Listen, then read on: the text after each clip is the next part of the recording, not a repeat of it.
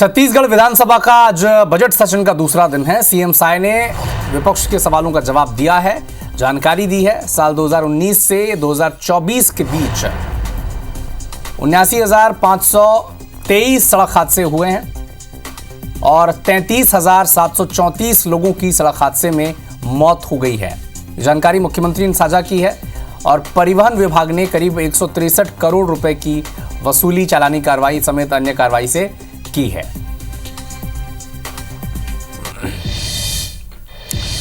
बिलासपुर के लोफंदी में लोगों की मौत के मामले में सत्ता पक्ष और विपक्ष के बीच जबरदस्त बहस हुई है।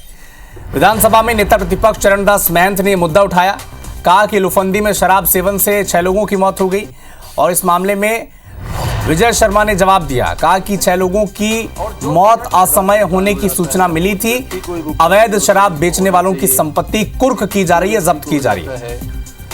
शराब पीकर लोग मरे, स्वीकार करने में क्या समस्या?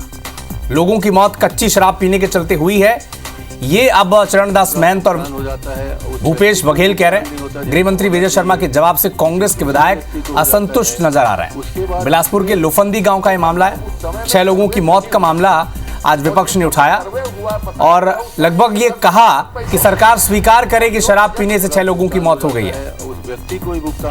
और इसी विषय पर और अधिक जानकारी के लिए विधानसभा के भीतर किसने क्या कहा, ये सभी जानकारी देंगे हमारे सहयोगी सौरभ सिंह परिहार हमारे साथ लाइव जुड़ चुके हैं। सौरभ, क्या हुआ सदन के भीतर? जमकर वाद प्रतिवाद चला है।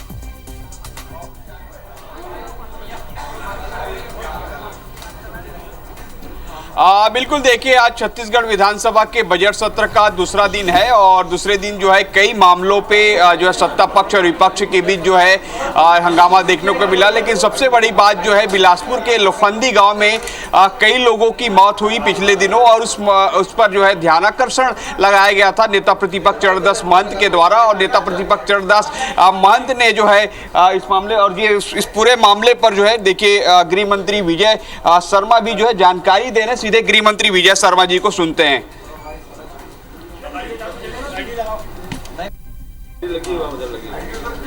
सर, लोफंदी का मामला आया तो सर आज ध्यानाकर्षण में और विपक्ष जो आपके जवाब से संतुष्ट होकर वॉकआउट किए। सर, नैतिक अधिकार जिनको नहीं है इस विषय पर प्रश्न पूछने का वो पूछ रहे थे। मैंने नेता प्रतिपक्ष जी से कहा कि ये प्रश्न आपको 3 वर्ष पहले करना था। आज जो ध्यानाकर्षण आप आए हैं, ध्यानाकर्षण आपका 3 साल पहले होना था। समय तो इस तरीके से सरकार चल रही थी, सरकार ने योजना बनाई थी और उस योजना को एक्सपोर्ट कर रही थी सरकार।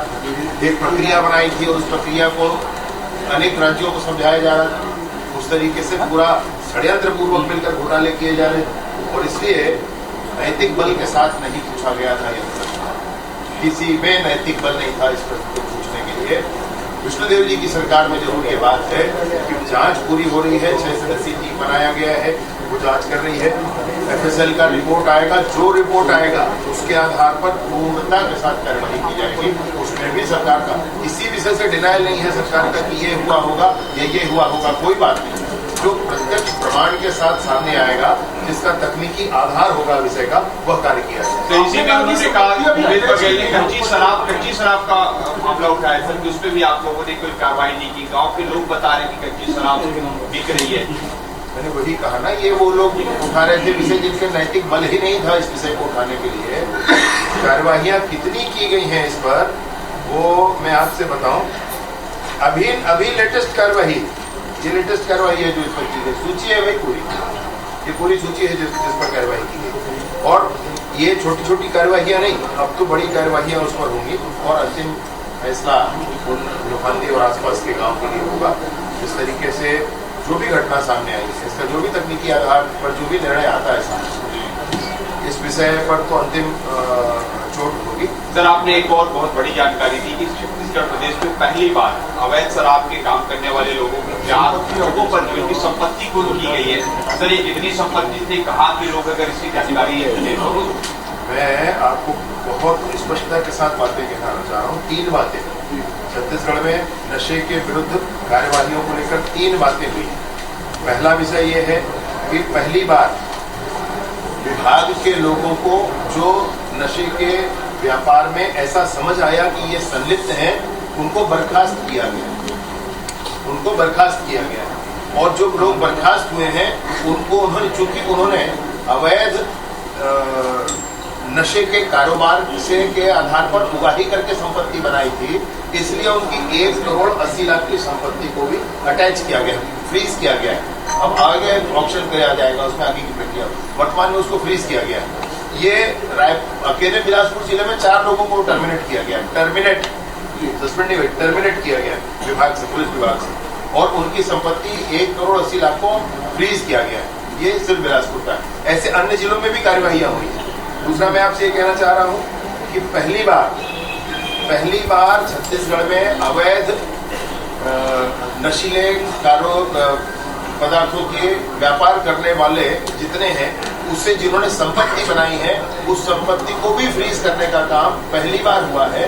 और ये 4 प्रकरण हैं, इन चारों प्रकरण में संपत्ति फ्रीज की गई, ये पहली बार हो रहा है छत्तीसगढ़। इसके अतिरिक्त एनडीपीएस केसेस में फिट एनडीपीएस के अंतर्गत प्रकरण बनाना और उसकी कार्रवाई करना, 180 से अधिक प्रकरण बने और 47 लोगों को अभिरक्षा में लिया गया है फिट एनडीपीएस केसेस। यह भी छत्तीसगढ़ में पहली बार हुआ। यानी कि छत्तीसगढ़ में नशे के विरुद्ध पुलिस ने जो किया है उसमें अपने ही विभाग के कर्मचारी अगर वो संलिप्त हैं तो उनको बर्खास्त करना और उनकी संपत्ति को फ्रीज करना। दूसरा, ऐसे लोग जो इस व्यापार में संलिप्त हैं और इस व्यापार को करके संपत्ति कमाते हैं, उनको उनकी उस संपत्ति को फ्रीज करना, उन पर कार्यवाही करना स्वाभाविक है, परंतु संपत्ति फ्रीज करना। तीसरा, एनडीपीएस एक्ट के अंतर्गत फिट एनडीपीएस यानी कि प्रिवेंटिव एक्शन लेकर के, पहले से ही ये मान करके, समझ करके कि इसके पीछे जिसकी हिस्ट्री है उसको पहले ही ये कर लेना, अरेस्ट करना। ये काम भी छत्तीसगढ़ में पहली बार, 3 तरह के काम नशे की दिशा, नशा के कारोबार की दिशा में छत्तीसगढ़ में पहली बार हुआ है। ये जानकारी मैंने दी है। सर, ये आज कैदियों को गंगा स्नान कराया गया, इसके पीछे उद्देश्य क्या है सर? कितने लोगों ने गंगा स्नान का उद्देश्य यही होता है कि हमारा कल्याण हो, जीवन का कल्याण हो और